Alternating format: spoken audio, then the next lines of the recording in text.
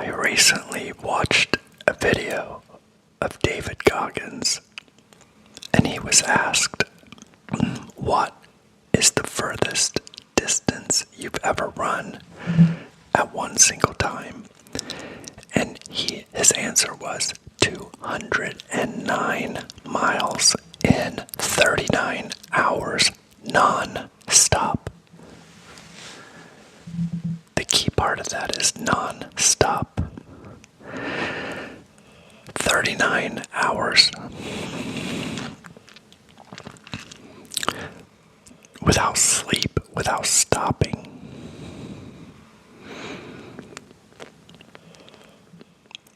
Imagine doing that. There may be one or two endurance athletes here, but that would be the most, I would think.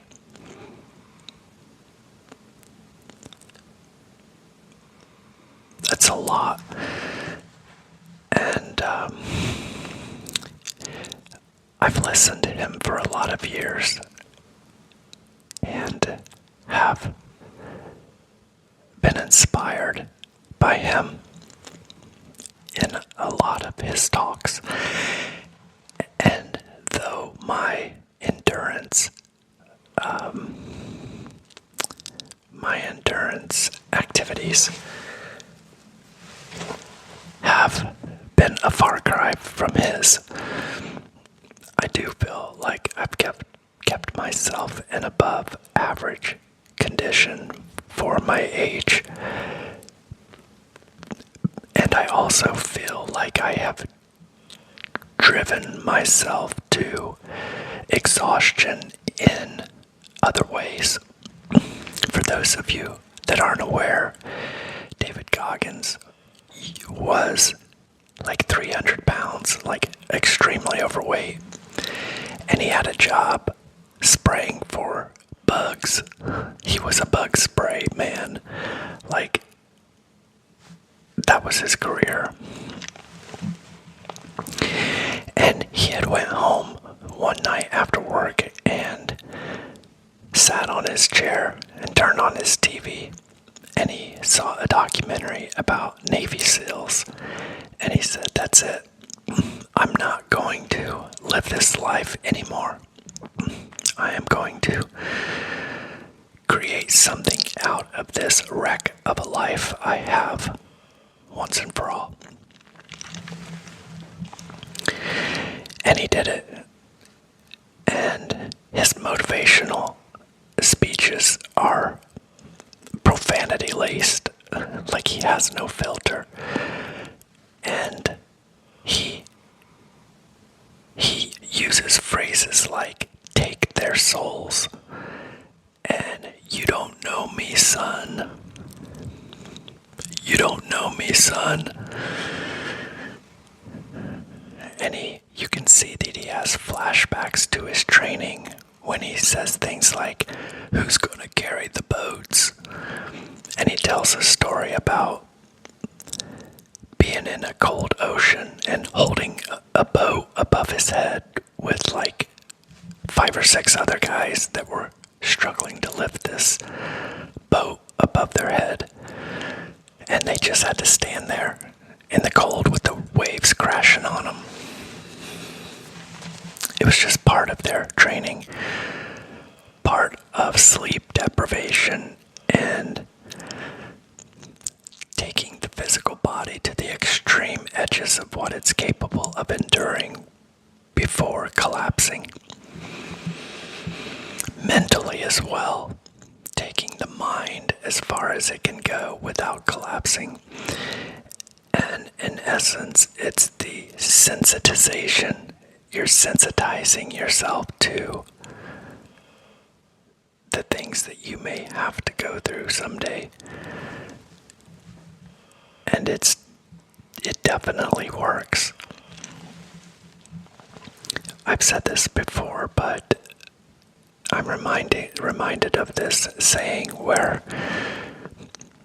I think this is written in the book called On a Snowy Day with a Lion in a Pit with a Lion on a Snowy Day. That's what it's called. is like crying out to God, saying, why, Lord, why do you have to put me through this? And he says that he got an answer back from God that said, if you did not go through these trials and tribulations, you would be weak. And this is the only way I can turn you into a mighty lion. And without the religious connotation, you can see the same thing from yourself by just saying, this is what I have to do. It has to be hard if I'm going to be making progress. And I know I'm capable of so much more than what I think I'm capable of.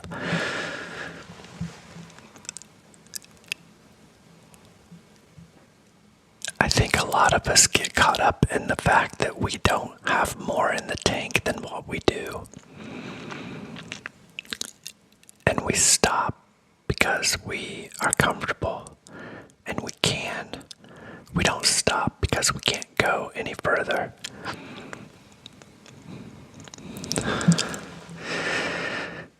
I remember some times in my life where I felt that I was pushing myself beyond what I thought was humanly possible. Mentally. Now, mentally, you need your brain to keep going physically, right? So in a roundabout way, when you reach the end mentally, you're also reaching the end physically.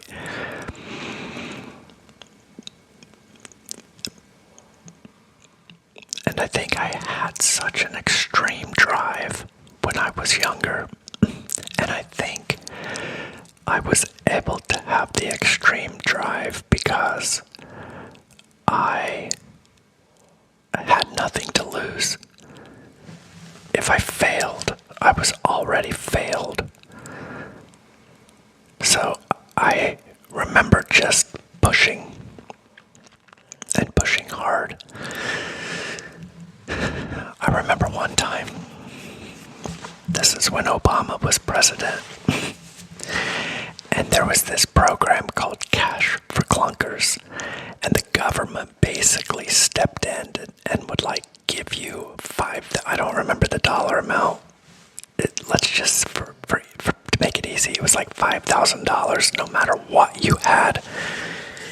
If it got like some sort of threshold, like if it got under 22 miles per gallon and it was older than 10 years, no matter what it was, like I remember like just old pieces of junk that were probably weren't even worth their weight in scrap. I mean, $100 cars being traded in, but that was the purpose of the program, to get like pieces of garbage off the road. Cars that had horrible exhausts and much older, higher polluting cars. But it was also, in a roundabout way, it was like,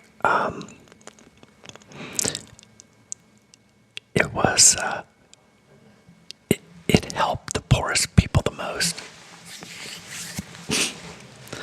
So that part of it was good. But because it was the government, and because the government wasn't like, they just authorized the programs and set the rules. They don't do it, right? They don't come to the dealership and facilitate the program. They just mandated the requirements. And so the paperwork was just like an unbelievable nightmare. And you only had so much time after the transaction to get the paperwork turned in. And in car sales, the busiest day is a Saturday, and Fridays are usually busier too. And I remember this one Saturday, it was so unbelievably busy, and I worked in Indiana. So in Indiana, it is against the law to sell cars on Sunday. So in essence, we were guaranteed 1 day off per week because we couldn't even open by law. But I could still like do paperwork at home and things like that. So that program, if you can imagine, I mean, I probably had 100-hour work weeks during that program. And I would spend the majority of my Sunday preparing that paperwork, primarily because it was so critical that it be done correctly, that if one thing was wrong, they would kick it back and you would not get paid. Like, we are fronting, the dealership would front the money to the customer for the car. We would do the transaction, and then we would file the paperwork. And obviously they had to know what the car was. You had to destroy the car. The car could not be resold. So these cars all had to go through a salvage system where certain protocols had to be done, where you had to pour, like, I don't remember I think they called it liquid glass. I don't remember. But you put it, basically, you like poured this in the motor and it like killed it. It was like putting concrete in it. And it was just a lot. And because I was paid on production, like how much did we sell, but the people that would be held responsible for doing this program were not. They were paid by the hour, like office staff. They were either salary, like paid a flat rate per week, or they were paid hourly. And that's who would have been doing that paperwork. And I just didn't have the heart to make them do all the extra work and them not get the extra money. So I just did the paperwork, you know. I just did it. I took it upon myself to, one, be in control of it, and two, to make sure it got done. But anyway, I remember I thought I would die. I remember thinking I might die. That I might not make it through that time. I remember it well. It was just high stress, and it's like, I don't know how to explain it other than like when the dealership is in operation, like you basically have a forward-facing persona. When you're with customers, you have to be, I mean, anybody that works at a restaurant knows this. If you're around the customers, you just have to be happy. Yeah. And you have to be a good servant. You have to be helpful. It's about their needs when they are there. Both sales and service. And so it's like you have one job during the hours, and you have another job which is like coordinating all the documents and keeping track of inventories and putting cars back in holes where you if you sold a car off of a certain spot, now there's a hole in that row. I mean, there's just so much that's involved in like the behind the scenes of every job. I mean, it's not just the car world. I'm using it as an example because that was part of my life. That was probably 2008, maybe 2009. I don't remember. Maybe what, you could look up Cash for Clunkers. That's what year it was.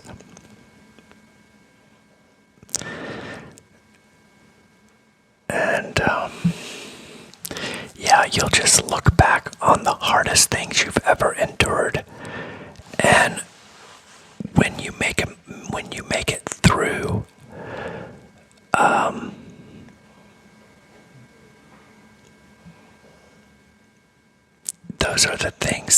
know that have made you who you are. I just think it's critical that you endure something hard. Like, I really don't think anything good can come from anything easy. Now, I'm not saying you can't just be at the grocery store and bump into someone you love and it was just that easy for you to find that person. That's just the finding. You have to, you have to make a relationship work. There's work in everything. And I think everything is hard. That's good. And I think it's just always been that way.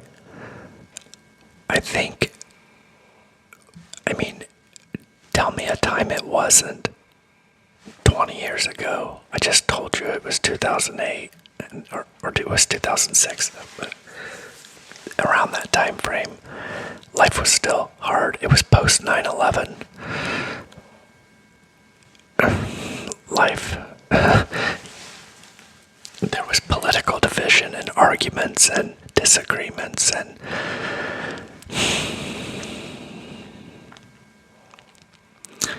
people were working and struggling.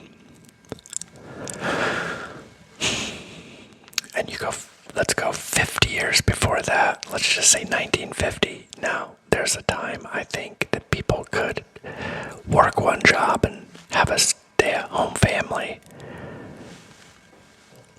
But life was simpler in that there weren't as many distractions. In 1950, there was no internet, there were no microwaves, there were no CD players. People still had milkmen back then. There were no Walmarts or Amazons. No Netflix. 1950, who knows how many channels they had. Black and white TVs with probably 2 or 3 channels at best. It was different. But you go back 50 years before that, 1900. Most people didn't have indoor plumbing. Most people didn't have electricity. Most people didn't have cars. Go back 50 years before that. Definitely no cars, definitely no electricity. Go back 50 years before that. 100 years before that. 200 years before that. Never has life not been hard. But I don't think never has the hardness been easier. Simply because we have modern comforts. I would just say that when we look at the world and equality, at least in the West, if you are listening to this, you have more in common with me than you have different than me. For example, right now, if you walked over to your wall and flipped the light switch, you have electricity. You're obviously watching me, so you have the internet. You have a phone. You have running water. If you go use the toilet wherever you are, I bet it will flush. You have shelter over your head. You're inside somewhere. We have a decent life. The problem in that we all have that the same. We are all breathing oxygen. We all have to drink water. We all have to then go to the bathroom after we do it, after we drink or eat. These are all things as humans that we have in common, and in the West, all the amenities that we have in common. But it's not enough, because our desires are mimetic. We see what other people have and we want it. We see someone that has more than we have and we want it. Now, that can either be motivational in a sense where you just look in the mirror and say, okay, if I'm going to get that, I'm going to have to commit a ton, and it's going to be hard, and it's going to be hell, but I'm going to do it.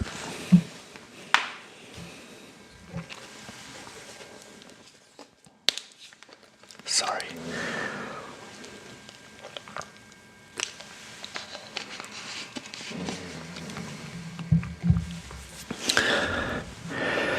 The other side of that is to look out and say, it's not fair. I can't have that.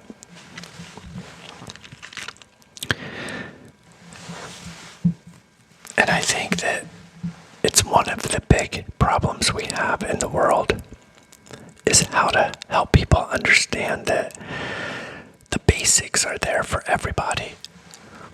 And though we still have homeless people and think those problems are fixable, there are ways to reorganize and make things better. And there is work to do, rest assured.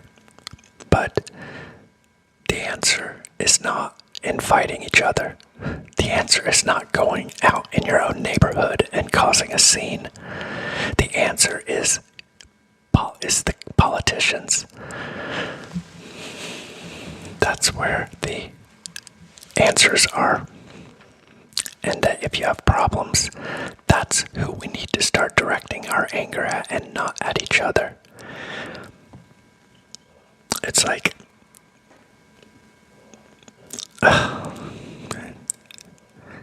we have the immigration debate. This is not a debate that gets solved out in the middle of the street unless you're at the doorstep of the Capitol, because that's where rallies and riots should take place. I'm not encouraging violence, but I'm saying if there are going to be rallies and riots, that's where they would have the best chance at making change, because that's who needs to fix it. Currently, the law is what the law is. If you're illegal here, you are to be removed. That's what the law is right now. And if that needs to change, and honestly, listen, I wish it would change. I have a dear, dear friend that has been here for 20 years and is still illegal.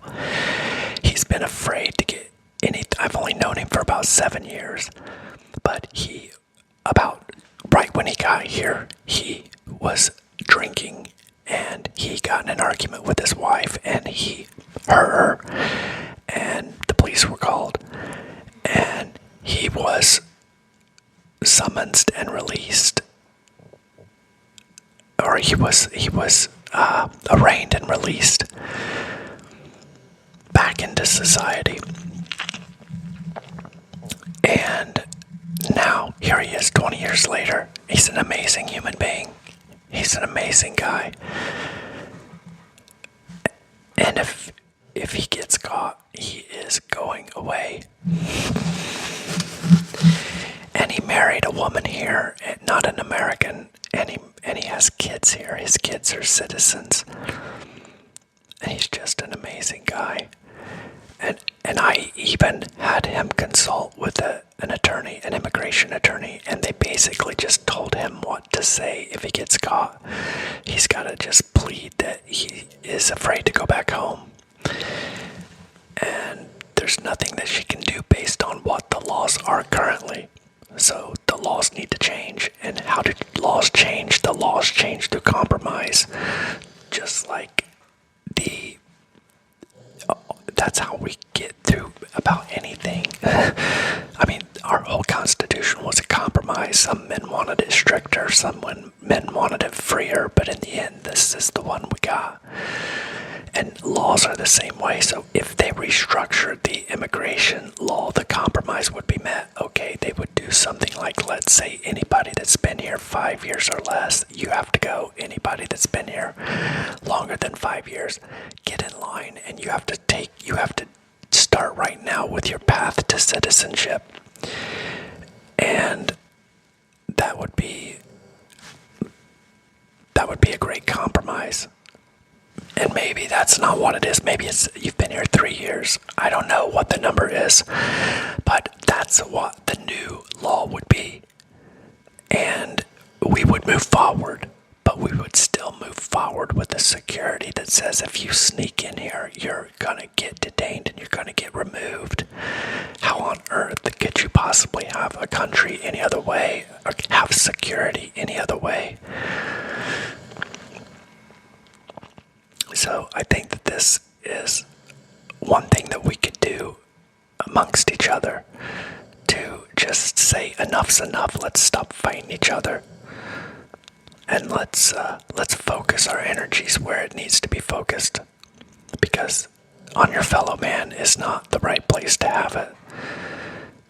You focus on your fellow man for being good to them and kind to them, not to having them be your enemy. The politicians are just not doing their job. They're just not getting things done. And it's because of the horrible divisiveness there. And that's what we've got to fix. We've got to get those people to work together to get things done, find compromises, because that's all you can do when two sides disagree.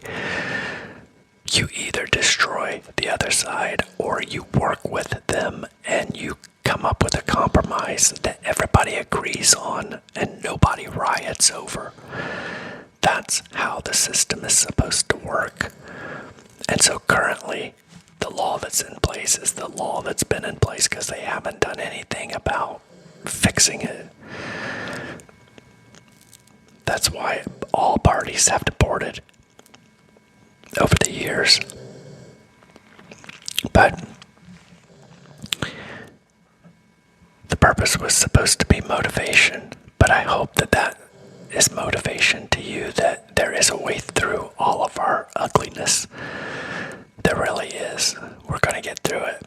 And I think part of that way is that for every one of us to be disciplined and to be focused on being better people and focused on being stronger and healthier and more presentable, kinder, just trying to be better people in general and trying to be smarter people in understanding the world. I mean, the things that we have, the things that we're seeing now, the exposure of all these elite level people that have some sort of network,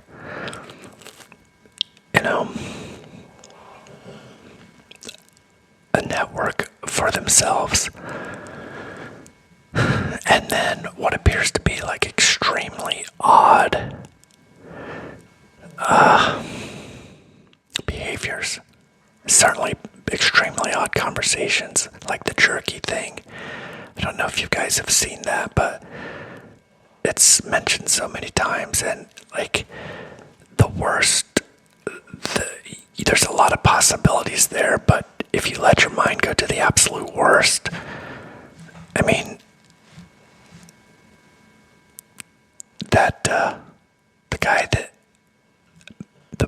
that made the jerky, he had his own restaurant, and the name of the restaurant was Cannibal.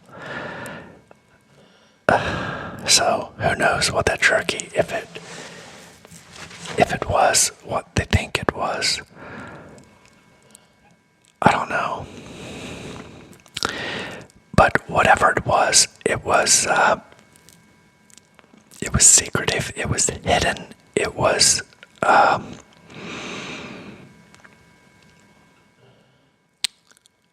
don't know. I don't even know how to explain it other than all of these things that we're living through right now. The exposure of these systems, the coming AI systems and robots, the fact that we do have information at our fingertips with the internet. I mean, somebody asked me the other day how much longer I was going to sell real estate, and I said, honestly, if I never sold another house, I would be just fine. I would be just fine not to have to work anymore. And they would say, well, what would you do? What would you do? And I'm like, honestly, with the internet, I could never be bored. Like, it's impossible to me to be bored with having the internet because there is so much information to be absorbed that I just could never grow tired of it, of learning. That's what I would do, would be just learn and study and watch. And, yeah.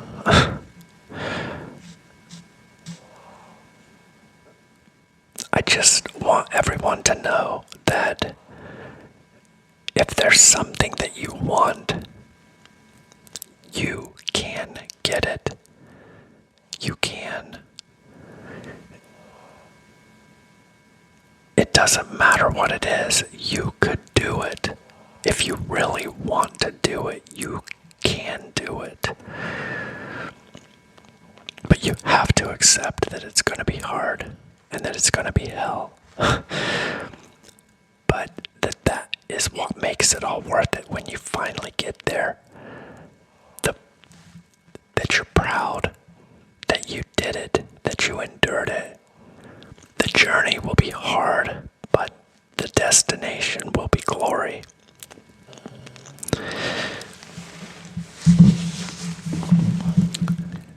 That's what you have to focus on.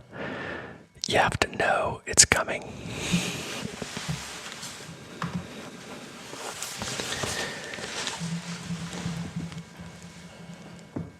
So many times I wanted to give up.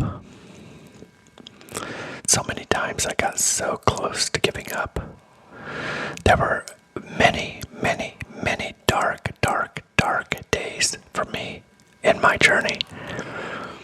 But I remember vividly one time driving home and thinking, I don't think I can go any further.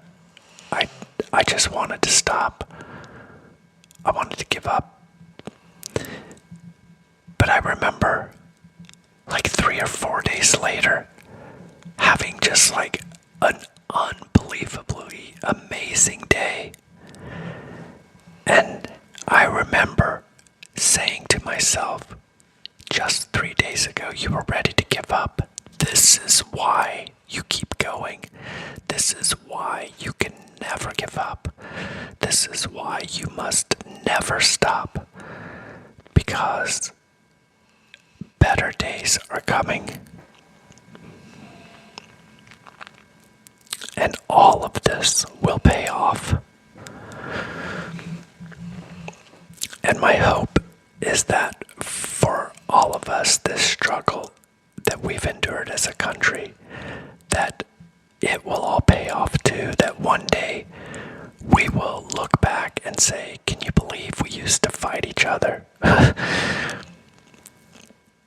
Can you believe we used to think we could solve our problems amongst ourselves? Instead of forcing change where it needs to be made.